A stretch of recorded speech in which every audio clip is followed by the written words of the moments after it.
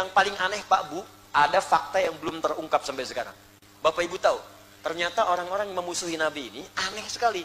Bismillahirrahmanirrahim. Kata shadiq, akar katanya berasal dari kata sodaqah.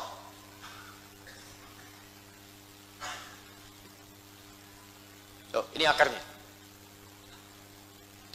Sodaqah artinya sesuatu yang benar. Saya ulang, sodaqah artinya sesuatu yang benar. Kita selesai ngaji ada tasdik. Sadaqallahul azim. Kita berkata, berkomitmen semua yang Allah sampaikan dalam Al-Quran semuanya benar.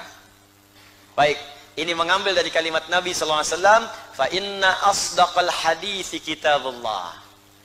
Wa khairal hadi hadi Muhammadin sallallahu alaihi wasallam. Sungguh, di antara perkataan yang paling benar hanya firman Allah yang benar. Firman Allah yang tidak ada cacatnya, sempurna. Maka selesai mengaji kita katakan sadaqallahul azim, tasdik dari kalimat Nabi fa inna asdaqal hadithi kitabullah. Sungguh semua yang ada dalam Al-Quran semua benar, bersumber dari Allah. Maka kita katakan sadaqallah, ya Allah benar firmanmu ini ya Allah, benar firmanmu.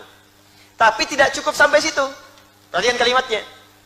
Karena kata sadaqah ini kalau diucapkan benar, maka orangnya disebut dengan shadiq. Saya ulang. Orangnya disebut apa? Shadiq. Orang yang membenarkan sesuatu. Tapi kalau orang ini, fokus, ini poinnya, membenarkan sesuatu, saat sebagian orang bahkan masih ragu. Atau ada yang menolaknya. Di sebagian orang masih ragu di infonya. Dan dia tetap percaya. Tetap membenarkan informasi itu, dan mengamalkan isinya. Jadi mempercayai informasinya dan mengamalkan apa yang disebutkan di informasi itu. Saat sementara orang bahkan ada yang meragukan atau menolaknya, maka berubah kalimatnya dari shadiq menjadi siddiq. Siddiq artinya orang yang membenarkan sesuatu hal dan komitmen mengamalkan apa yang dibenarkan itu walaupun sebagian ada yang meragukan dan menolaknya. Satu kali Abu Quhafah, pernah dengar Abu Quhafah? Kalau Abu Bakar kenal? Oh, kenal. Kenal di mana? Alhamdulillah, ada yang kenal Abu Bakar. Ya, alhamdulillah. Kemarin saya ke Jogja, ada yang kenal Fir'aun. Luar biasa. Abu Quhafah nama lainnya Abu Bakar. Rumahnya, tinggalnya di masa Nabi itu sekarang yang jadi Hotel Hilton. Ini Zamzam, ini ini Safwa, Hotel Safwa. Yang kesini ke arah ini jalan, ini tempat Merpati, ini Jabal Qubais, ini Istana Raja. Yang kesini, ini yang Zamzam, kemudian ini ada jalan, lorong, ini tempat jualan kebab, ini yang ke bawah tempat jualan. Jadi kalau mau masuk dari sini, beli yang murah-murah jangan di atas. Di bawah ini justru lebih murah. Kadang bawah dibawa ke atas. Ya begitu Anda lurus ke sini, lurus satu, ini ada ambil apa namanya? Cek ya, pakai metal itu yang pertama, ya metal detektor apa namanya untuk masuk ya kita dicek itu, ya ini metal detektor di sini, lurus, belokan pertama, kedua di sini ada restoran Turki, di sini kemudian ada tukar uang, money changer, masuk ke sini, yang di sini ini teman-teman, ini yang beli satu dapat dua. Kalau kira-kira kurang modalnya di sinilah. Ya. Ini yang ini nyebrang jalan ini langsung ada Hotel Hilton. Ya, yang merah bata. Di Hotel Hilton ini, kalau Anda ingin napak tilas, ini dulu rumahnya Abu Bakar As-Siddiq radhiyallahu taala anhu. Sini. Ya, dan di sini sekarang kediamannya jadikan masjid. Gak banyak orang tahu. Ada masjid. Orang nyebutnya musola, tempat sholat. Abu Bakar. Jadi kalau di sini tangga pertama, di tangga kedua, jangan lewat sini, jangan masuk. Masuk lewat eskalator, naik ke atas. Begitu turun, Anda masuk satu ruangan, terbukalah kemudian persis seperti gini ruangan tempat sholat. Karpetnya hijau. Itulah rumahnya Abu Bakar As-Siddiq di zaman Nabi Sallallahu Alaihi Wasallam. Kenapa saya kisahkan Abu Bakar ini? Nah, kisahnya erat kaitannya dengan peristiwa Nabi saat diisrakan oleh Allah Subhanahu Wa Taala di awal masa dakwah.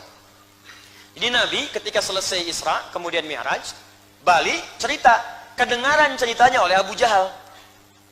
Di mana Abu Jahal lokasi tinggalnya? Ini rumahnya Nabi di sini. Di sini yang disamarkan jadi perpustakaan, maktabah kadimah.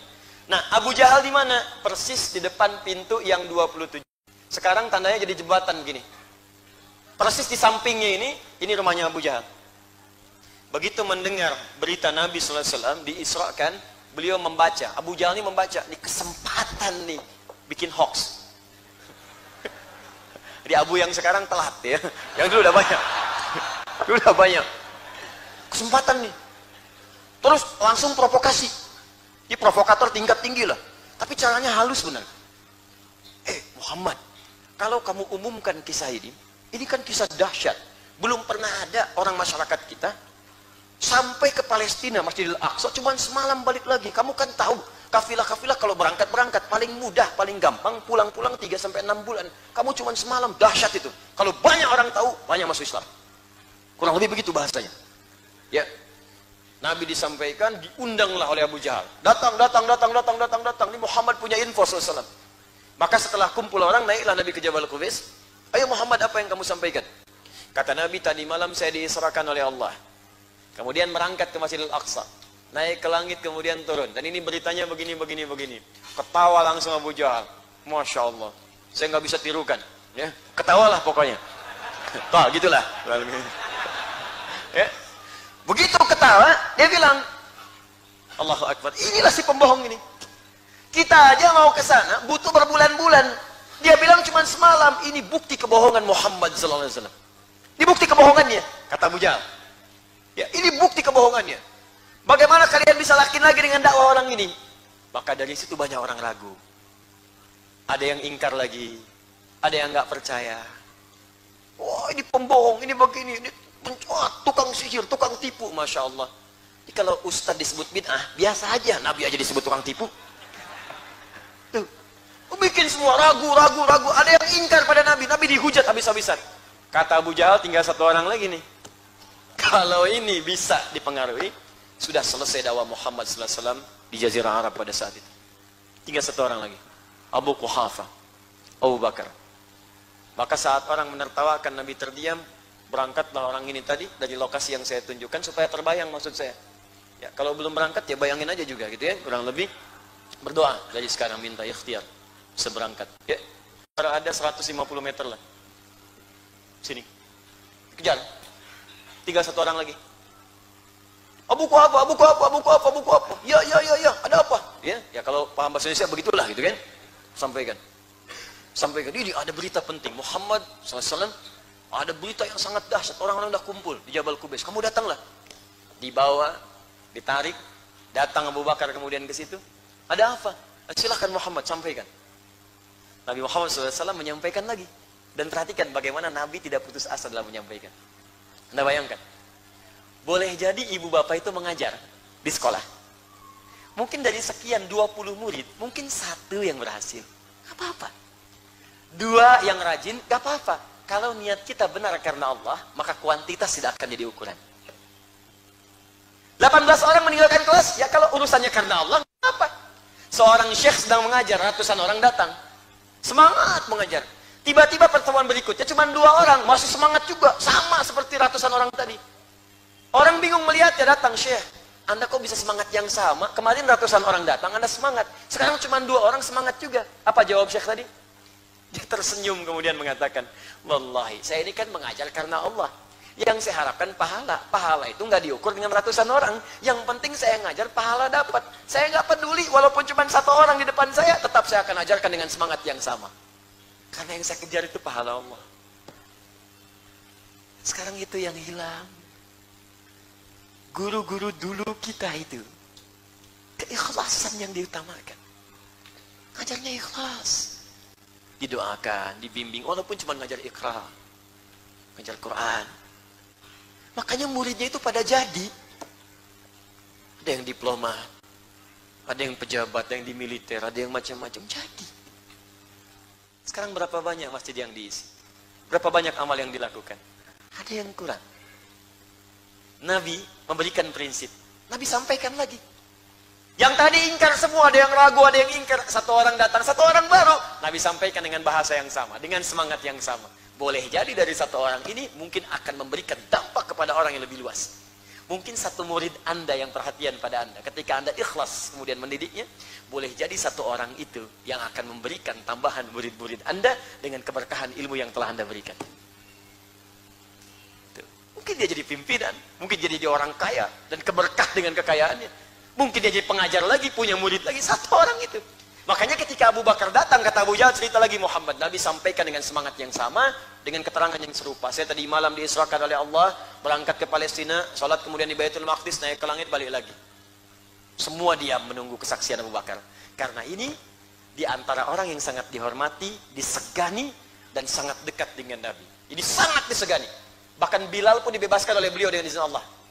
Saya beli aja Bilal, daripada disiksa saya beli. Bebaskan langsung dari budak, merdeka. Sangat dihormati. Dan tidak ada orang berkenan untuk berbuat kasar di depan Abu Bakar. Makanya semua diam mendengar persaksiannya. Apa jawabannya? Abu Jahal udah senyum-senyum aja nih. Oh, saya tunggu nih. Tuh, kayak gitu.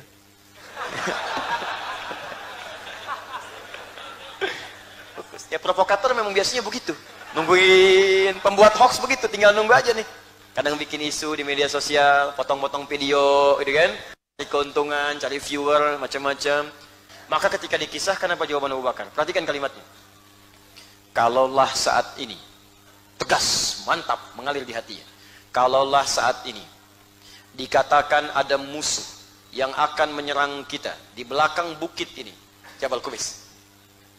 Kalaulah saat ini, dikatakan pada kita oleh Muhammad sallallahu alaihi wasallam, ada musuh di belakang bukit ini yang akan menyerang kita saat ini, dan itu tidak terbukti, tetap saya akan percaya kepada Muhammad.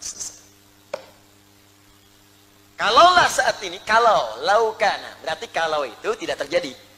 Dan beliau yakin, ingin menunjukkan pada orang Arab. Orang Arab itu bahasa uslubnya tinggi, gaya bahasanya tinggi. Ya, jadi harus pakai tinggi lagi. Ya, nyaris itu sama dengan tidak. Ingat ya, nyaris hampir sama dengan tidak. Liverpool musim lalu hampir juara Liga Inggris, tidak juara. Jelas ya, sama dengan tidak. Nomor 2, mungkin sekarang ya insya Allah ya. Kalau juara. Tapi saya bukan fans ya klub tertentu, tidak. Saya hanya melihat, mengamati dan sebagainya untuk bahan dakwah, itu aja. Jadi saya bukan fans tertentu. Saya pergi ke Inggris, ke Liverpool, foto di situ. Oh, Ustaz Adi, you are never walk alone. Ramai ya. Akhirnya ya sudahlah, pendukung MU protes. Ya sudah, saya ke Old Trafford sana. Saya datang ke Old Trafford, saya sandingkan kaosnya dua-duanya. Nih, Old Trafford, MU dan Liverpool. Ya, akhirnya pendukung MU senang semuanya. Alhamdulillah, ternyata Ustaz Adi MU juga kan. Nah, sudahlah, beda itu boleh, tapi jangan menghalangi kita untuk bersahabat dan minum teh bersama. Ya, terapkan ke sini. Ya, Viking dengan The Jack bersahabat. Ya, boleh beda-beda lah, silakan. Yang satu oranye, satu biru gitu kan. Ya, harus sama-sama. Kalau ke Bandung nggak apa-apa. Persib anu aing, eleh deui, nggak apa-apa. Isuk menang, ya nggak ada masalah. Ya, Persija juga demikian. Ketika bertemu salaman, senang, itu enak. Nonton bareng-bareng, bubar bareng-bareng, enak kan? Selesai. Apalagi kalau waktu sholat, berhenti dulu sih, sholat yuk, ayo. Oh, itu top lah pokoknya. Itu jadi rel masjid insya Allah. Kata Abu Bakar, kalaulah, maksudnya nggak terjadi. Ini pujian, madah pada Nabi. Maksudnya apa? Maksudnya, beliau ingin sampaikan dengan bahasa halus, Muhammad itu, SAW, punya sifat al-amin. Nggak mungkin berdusta. Walaupun Nabi Muhammad mengatakan, di belakangnya ada musuh, ya bahasanya kalaulah, nggak akan terjadilah begitu. Karena Muhammad ini seorang yang jujur. Kalaupun mengatakan di belakang ada musuh ingin menyerang dan tak terjadi, aku akan tetap percaya kepada beliau. Ini uslub yang sangat halus, ingin menunjukkan ini laki-laki ini mustahil berdusta. Karena dia dari sekarang dikenal dengan jujur, nggak pernah mabuk, nggak pernah zina, nggak pernah tipu orang. Yang paling aneh Pak Bu, ada fakta yang belum terungkap sampai sekarang. Bapak Ibu tahu, ternyata orang-orang yang memusuhi Nabi ini aneh sekali. Memusuhi Nabi tapi hartanya dititipkan pada Nabi. Tuh. Muhammad nitip ya, nitip. Muhammad nitip emas ya, Muhammad nitip kambingnya, nitip ke Nabi. Begitu Nabi mau hijrah, diambilin lagi. Dia aneh. Musuh tapi nitip. Tuh. Ya, ini kan menunjukkan dia dipercaya. Mabuk gak pernah, terpercaya iya, diakui oleh semua. Konflik semua kepala suku, konflik, saya yang letakkan Hajar Aswad, saya letakkan. Udah gini aja deh, kita pilih aja satu orang yang duluan ke masjid, tempat yang terbaik ini. Temukan Nabi Muhammad sepakat semua. Ya udah orang itu aja, orangnya baik, gak pernah mabuk, gak pernah apa, gak pernah menipu, gak pernah semua. Makanya kata Abu Bakar, ini orang baik, gak pernah bohong. Kalaupun mengatakan ada pasukan datang kemari, ternyata gak terjadi, saya tetap percaya kepada dia.